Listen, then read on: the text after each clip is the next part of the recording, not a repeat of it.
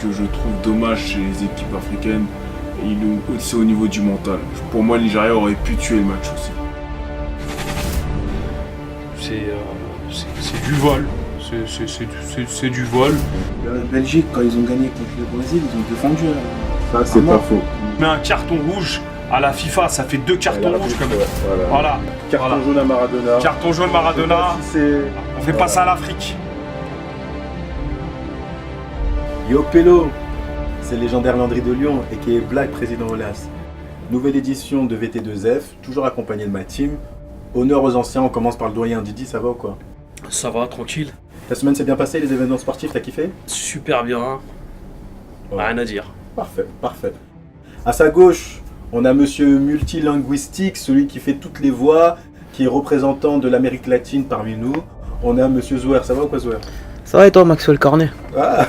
T'as mis ton doublé là? Ah oui, j'ai mis le doublé parce que forcément là, il fallait faire remonter le niveau de l'OL. À sa gauche, on a monsieur London et Djibril, ça va ou quoi Djibril? Tranquille et toi, le vaudou? Le vaudou. Ah, ça commence, ça charrie. Alors, Le marabout. Le Cotonou. ouais, bah forcément, mes origines vont contre moi. Yoruba. Aujourd'hui, T'as des masques j'entends une voix de bavard. Donc on va présenter monsieur Bavard. Momo, ça va ou quoi? Ça va et toi? Ah, ça fait plaisir de te voir, ça faisait longtemps. Hein. Là, t'es content d'avoir résisté à City? Ah bah oui, on aurait même pu les taper, mais bon. Le magnifique but de Maxwell Cornet. Exactement, Maxwell était chaud. Il a failli mettre un triplé aussi. C'est Benjamin Momo Bavard. Benjamin Momo Bavard. Non, c'est ton non, nouveau non, blaze. non, non, non. Ah, c'est pas mal. non. Benjamin Momo Benjamin Bavard. Momo Bavard. C'est vrai. Aujourd'hui les gars, on repart foot. On parle de foot parce que c'était une émission de foot. Donc on va commencer par la Ligue 1. On va pas trop s'épancher sur les événements. Paris, autant de matchs, autant de victoires.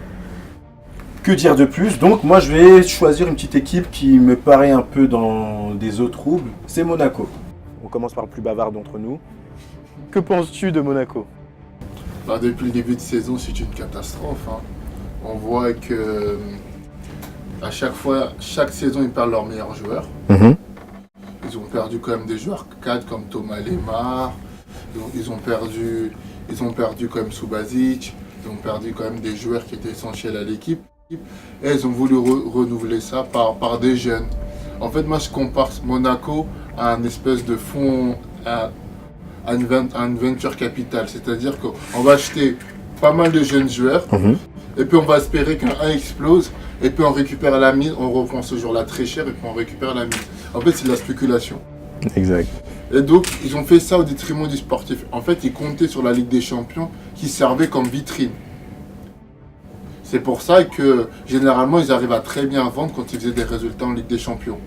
L'année, ils ont fait demi-finale, ils ont perdu contre la Juve, ils ont pu vendre Mbappé, Benjamin Mendy très cher, ils ont pu vendre aussi Bernardo Silva, Bakayoko. D'ailleurs, finalement, c'est pas une si mauvaise idée parce que Fabinho, c'est la saison d'après. Parce que ces joueurs-là, ça marche pas tellement, Bakayoko. Vous êtes tous d'accord avec l'analyse de Bavard? Ouais, vous êtes d'accord avec lui ou? Oui, il n'a pas bavardé pour rien, franchement, il a fait les choses comme il fallait. Maintenant, si tu as sur Thierry Henry, tu as quelque chose à dire? Oui, voilà, Thierry Henry, juste, il est avec son statut de champion du monde. Il a une certaine légitimité, mais sauf qu'il a pris une équipe qui était en difficulté. Et en pleine construction. Voilà, c'était un risque parce qu'il peut perdre toute sa crédibilité. Djibril, t'en penses quoi toi? Moi, de toute façon, j'avais dit, et je pense il me semble dans une émission précédente, on avait parlé de Déjà du statut de Thierry Henry. et moi j'avais dit pour moi, il y avait 90% de chances qu'il se casse les dents. Mais il sera pas jugé. Non, il sera pas jugé. De toute façon, c'est pas de sa faute. C'est vraiment pas de sa faute. Mais voilà, pour moi, c'est le plan Bourbier. Dans un fleuve où il y a des crocodiles, tu vois. Clairement, tu vois. Exactement. C'est pas de sa faute. Il peut rien faire. C'est vraiment pas de sa faute. Et puis il y a des tensions un petit peu entre Ribolobiev et la principauté. Ouais, donc tu penses que il y a une reconstruction, voire limite même une descente en Ligue 2 qui pourrait être possible du fait que c'est la crise. On sent déjà que Falcao veut se barrer. Ouais, Falcao, bah, bien sûr. Un joueur de son talent, de son statut, s'il reste. Que les cadres ne sont pas là, les Radji, les Glick, les Jemerson, ils sont complètement à la ramasse. L'autre est méconnaissable, Djibril Sidibé.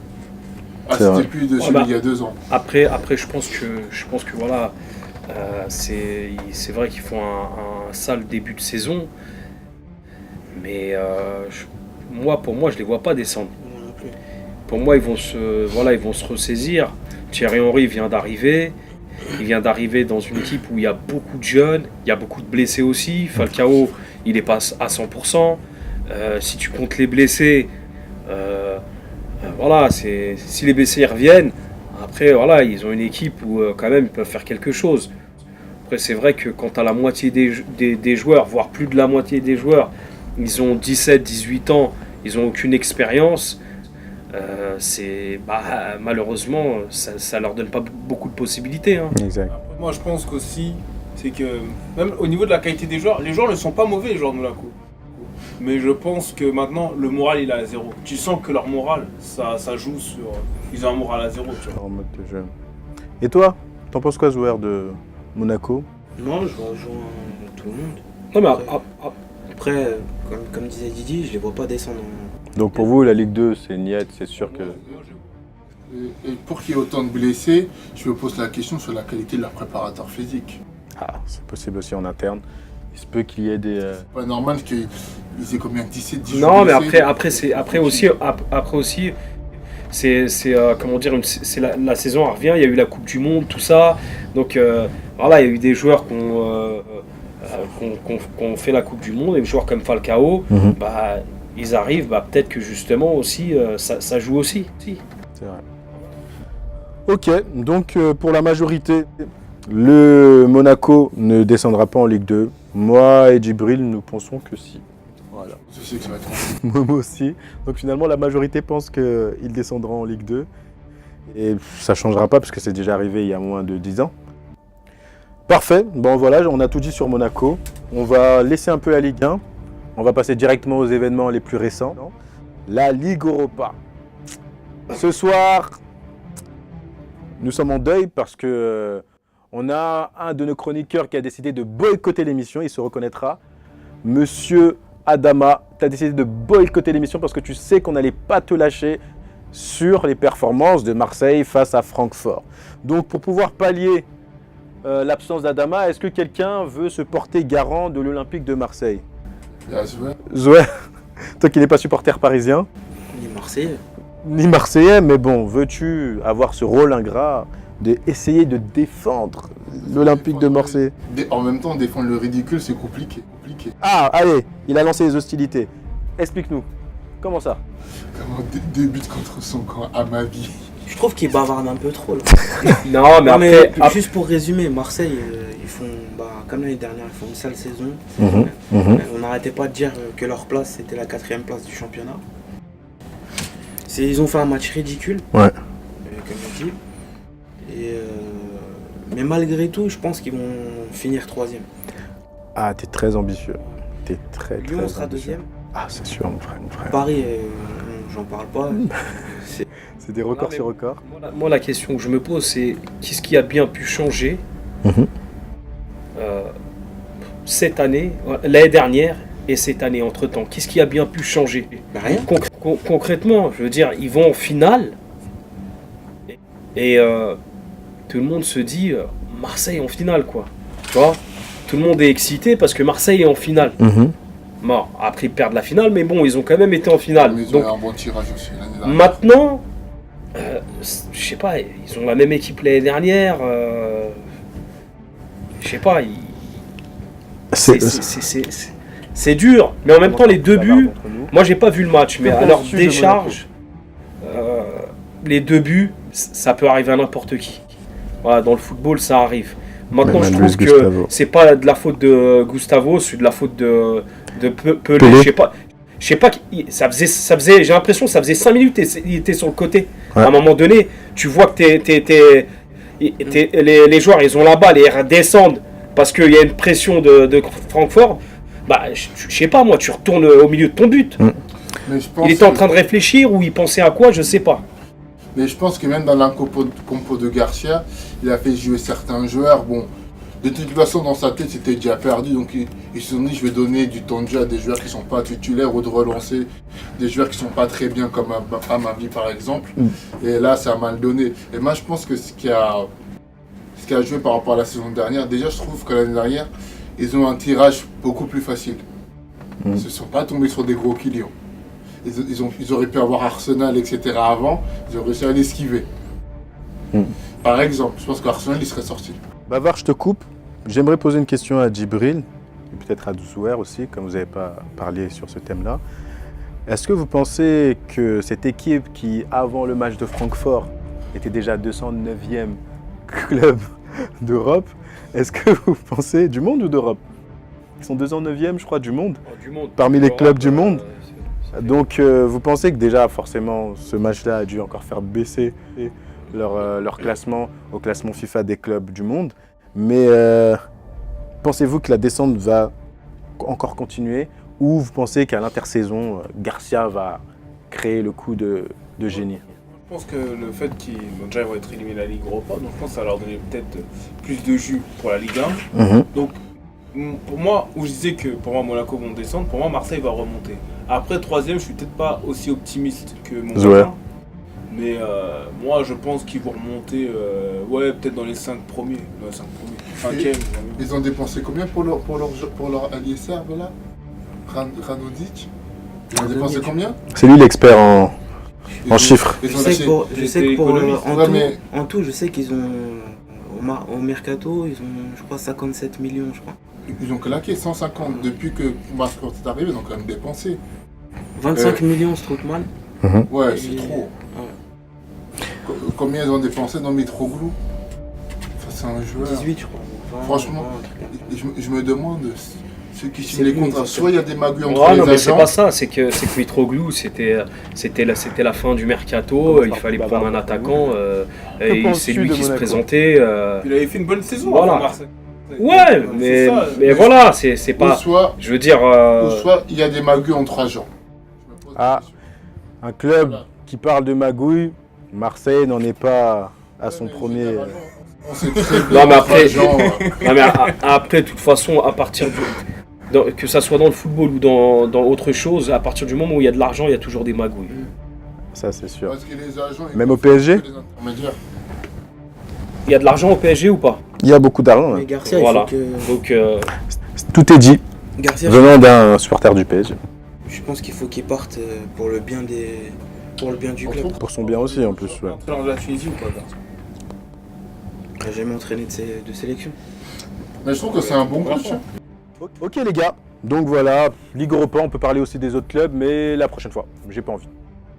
On passe maintenant à la Ligue des Champions, à la compétition reine au niveau européen pour les clubs. On va parler, si vous voulez, si vous l'acceptez, un peu de l'Olympique Lyonnais, forcément. C'est moi le maître de cérémonie, donc j'ai envie d'introduire la Ligue des Champions par Lyon. Bon, pensez-vous que mon binôme Cornet a fait une bonne prestation? Dis-moi. Moi, Cornet, j'ai toujours le même avis sur lui. C'est un bon joueur, mais irrégulier. En fait, il faut qu'il soit. Quand il est confiant, il peut te faire des merveilles, mais à un moment, il peut être muet. ouais, mais attention, pour être régulier aussi, il faut avoir l'opportunité de jouer chaque week-end. Si tu joues pas chaque week-end, il joue pas tout le temps. Ouais. Un coup il est sur le banc, un coup il joue, un coup il est sur le banc, un coup. Voilà, quand il y a un blessé, voilà, c'est. Mais c'est logique aussi, parce qu'on lui a donné sa chance il y a 2 ans. On lui a donné. Il l'a pas saisi. Je me rappelle qu'il nous avait fait très mal à Paris il y a quelques saisons. Le fameux la première fois qu'il nous a battu au stade, leur nouveau stade. Ah ouais. Stade OL. Groupama Stadium. Ah mais laisse tomber, va pas revenir il y a 2 ans, sinon on va parler de cette saison et on n'en a pas parlé du 5-0 et puis voilà.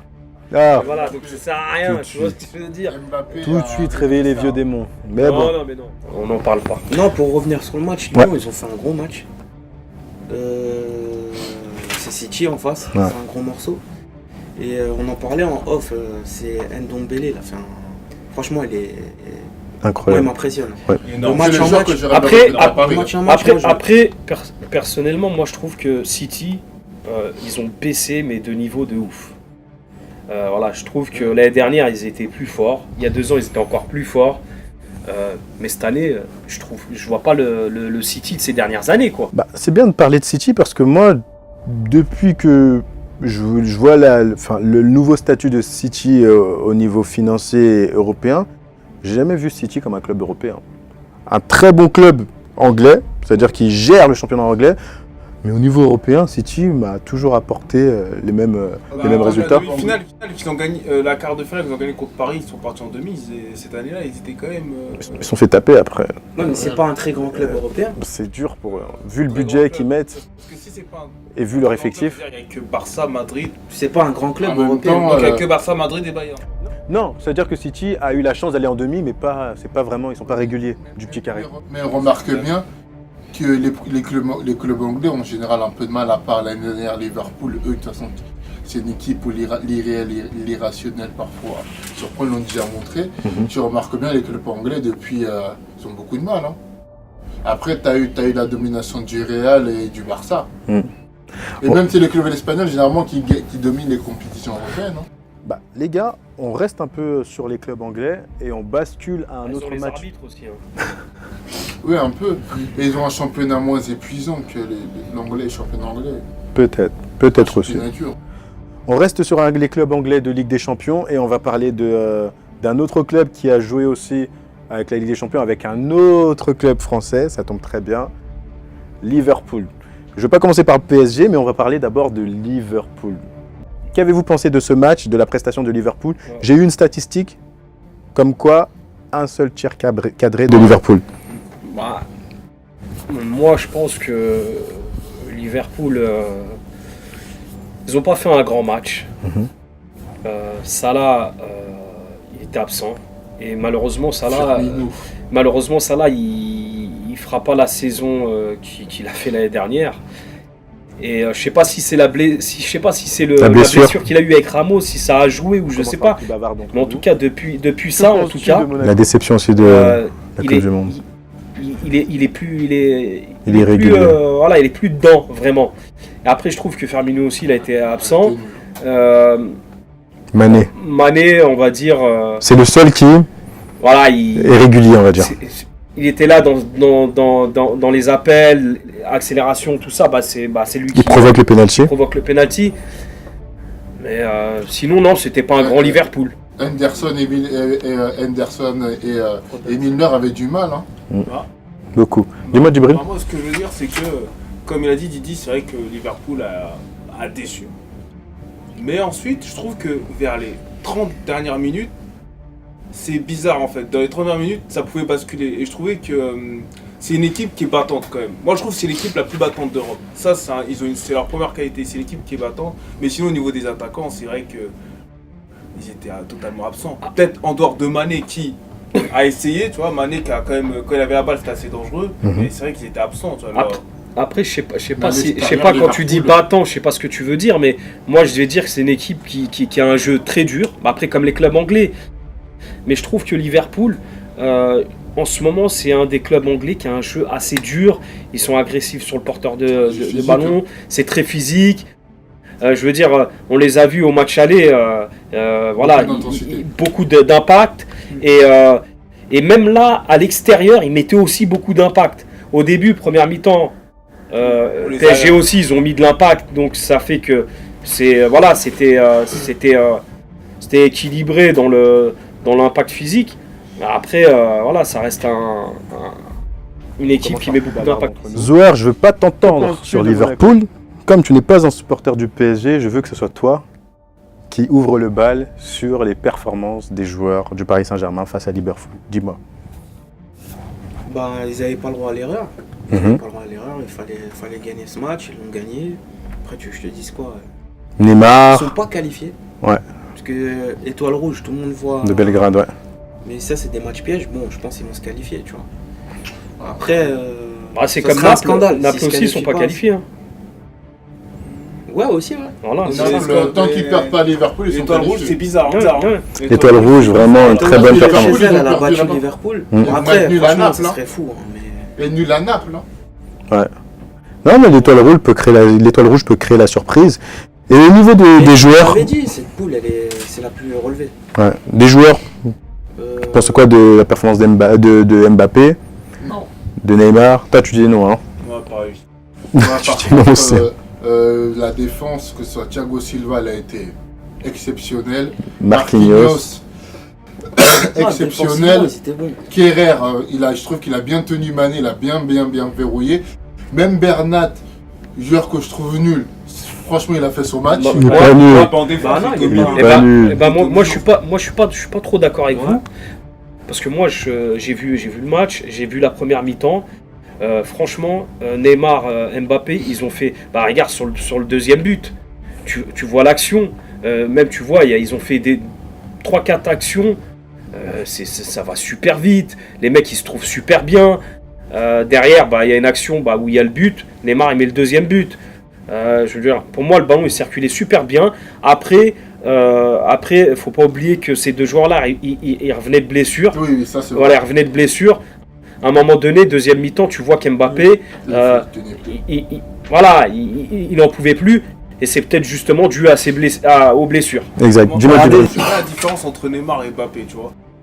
Pour moi, Neymar, pour l'instant, les matchs de Ligue des Champions, moi je trouve, j'ai rien à lui reprocher. Bah, l'anecdote, t'as raison, puisque il est devenu le joueur brésilien en Ligue des Champions qui a marqué le plus de buts. Parce que même les matchs à Naples, ou même le match à Naples au parc, on a été décevant. Moi je trouve que Neymar il a fait le taf. Par contre, Mbappé, je trouve normal, hein, sans plus. Même là hier, je trouve normal. Sans Non, plus. mais à part l'action, il il est sans plus. Il est sans plus. Non, les deux, ils reviennent de blessure. Tu Ouais, vois. mais par mais, contre, bizarrement, Neymar il a été plus chaud que Mbappé. Je trouve Mais que Neymar avait. Moi, par C'est contre, Neymar. par contre, moi, celui qui m'a un petit peu déçu, Que penses-tu de Monaco? c'est Verratti. Ah non, moi Non, je trouvais qu'il Non. a fait super bon. Moi justement, il a couru. C'est vrai qu'il a couru partout, mais pour moi, il a perdu beaucoup de ballons. Pour moi, il était moins décisif dans ses passes. Il a une baisse.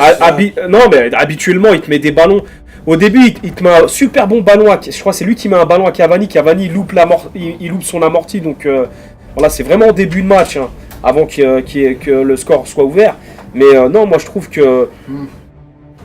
qu'il était pas dedans. Et regarde même, il fait un tacle assassin. Si c'est un rouge, Il méritait. hein, c'est pas un scandale. Non. Et derrière ça, et derrière ce tacle-là, il fait encore des fautes.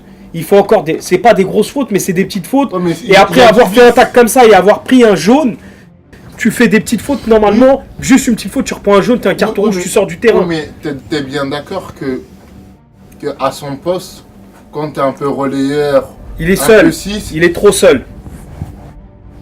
ça fait des fautes. Non, mais moi je pense que Verratti au milieu il est trop seul. Voilà. Ok. Ah, mais il est en mode gilet jaune. Idrissa Gana. On va terminer avec le PSG avec une très belle phrase de Zouer. Je ne sais pas si tu as entendu. Je dis, il était en mode gilet jaune. Voilà. Donc Verratti était là pour stopper l'autoroute de Liverpool et il l'a très bien fait. Donc, on va terminer cette émission avec un sujet qui vient de tomber. J'ai eu vent de ce sujet il n'y a même pas 24 heures. Que pensez-vous